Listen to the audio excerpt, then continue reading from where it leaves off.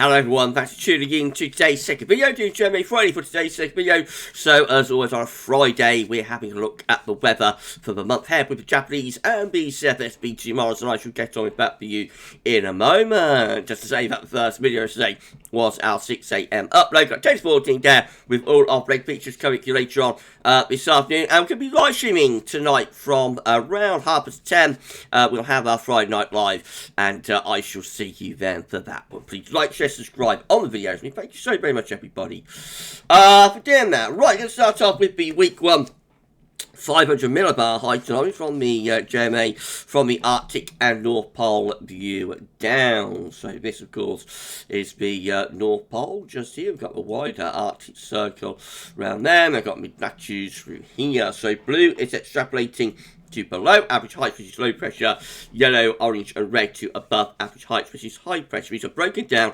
into weekly periods, and the first week period will take us from today, the 16th, excuse me, excuse me once again, the 16th through to the 23rd of the month of December. So the coming week will have low pressure to our north and west with high pressure to our south. It is also blocking areas high pressure towards Greenland back into the Arctic, and that's more on the Canadian side of Greenland, and this will be bringing in the winds from a west or a southwesterly direction. So it's going to be turning milder in the coming few days, and it is also going to be turning more unsettled as well.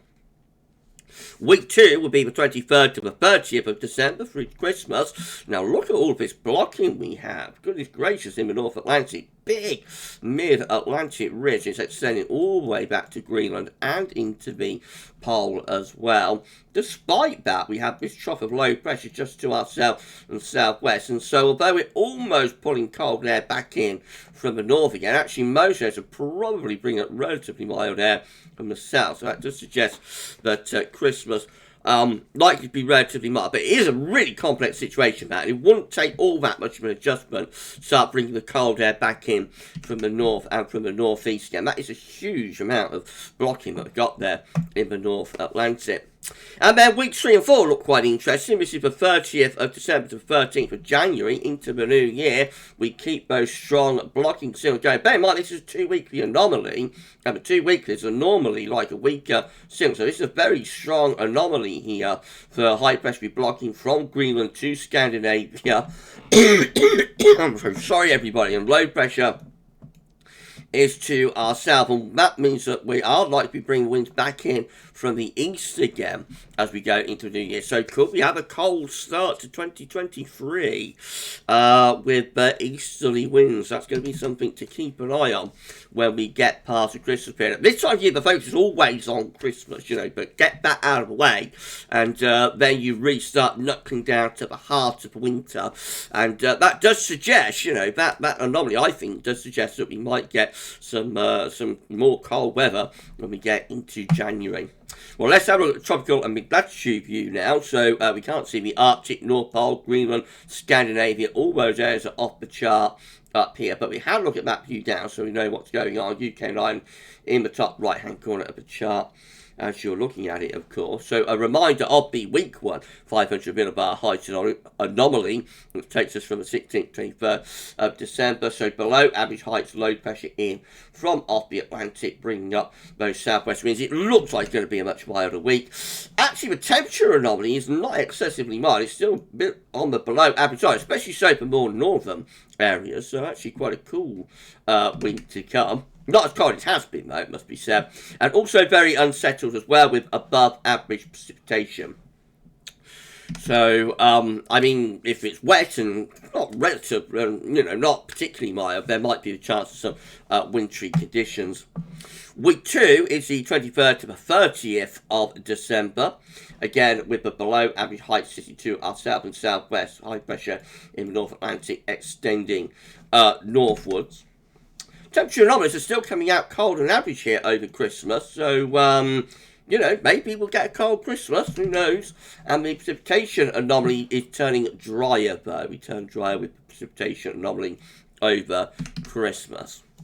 And then into weeks 3 and 4, we have all of this blocking between Greenland and Scandinavia. Most of it's off the chart, you just make it out a little bit there, but most of it is kind of like through here and up to there, below average heights to our south. It looks like we should be bringing wind still from an easterly direction.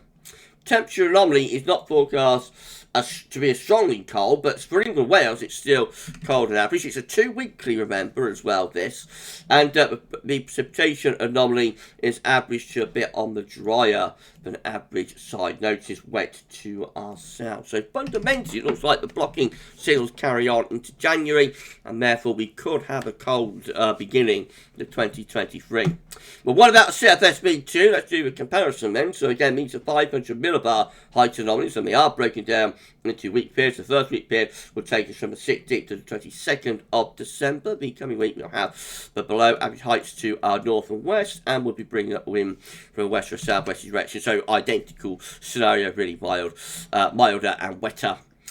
Week 2 will be the 23rd to 29th of December over Christmas, again with below average heights to our south and west. We've got very strong blocking in the Atlantic going up towards Greenland, but this ridge over here across eastern parts of Europe is trying to bring up mild air. However, I think most of the mild air is probably going into the eastern part of Europe with that, and we're not far from pulling cold air back in from the northeast again on the northern and western side of that trough of low pressure.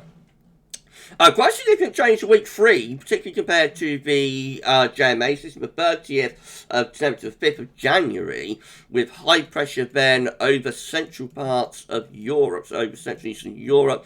Low pressure is down here. It looks like that's probably going to be bringing up like a southerly, southeasterly flow. So that suggests probably quite a mild start to the new year.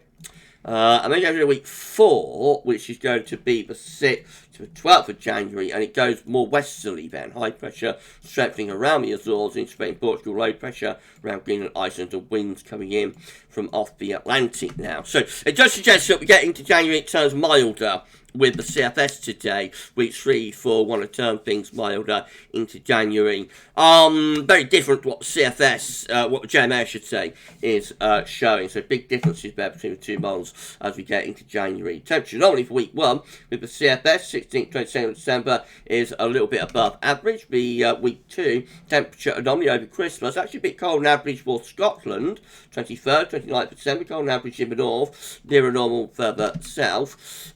Week 3 is going to be the 30th of December, 5th of January, about average, slightly above, not particularly big deviation, and then a bit milder in week 4, 6th to the 12th of January. CFS wants to turn things milder into the new year. Precipitation-wise, week 1 is wetter than normal, from the 16th to 22nd of December, with above average rainfall. Week 2 is the 23rd to the 29th of December, and again, it's a bit wetter than average. If it's cold, it could be some wintry potential there over Christmas period. Week 3 is going to be the 30th of December, 5th of January, near normal, or no signals are weakening. And then week 4 is the 6th to the 12th of January. Notice how much driving average is just to our southwest. That's the Azores high, strengthening as we return to a zonal flow. Right, so quite significant differences between the two models today. We start off identical, so it's going to be more unsettled in the next week, and still quite cold, so there'll be rain at times, maybe a little snow, and that could carry on into the Christmas period as well. Still looking rather on the cold side into the Christmas period, so it's going to be quite unsettled still, so there is a bit of wintry potential there.